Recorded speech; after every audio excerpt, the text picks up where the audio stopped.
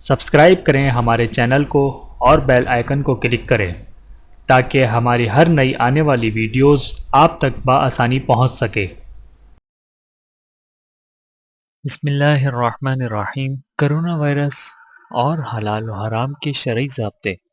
ارشاد خداوندی ہے، یا ایہا الناس کلوا مما فی الارض حلالا طیبا۔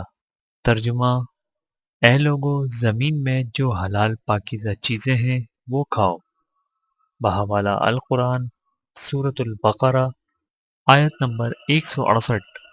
ذرائع ابلاغ کے مطابق چمگادڑ کا سوپ پینے اور زندہ چوہے کھانے کی وجہ سے کرونا وائرس منتقل ہوا اور تیزی سے پھیلا، اور اس نے چائنا میں تباہی مچا ڈالی۔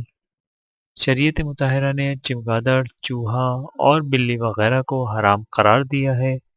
دنیا کو یہ حقیقت تسلیم کرنی چاہیے کہ اسلام کے حلال و حرام کے ضابطوں میں ہی انسانیت کی بقا اور نجات ہے۔ ویڈیو دیکھنے کا بہت شکریہ۔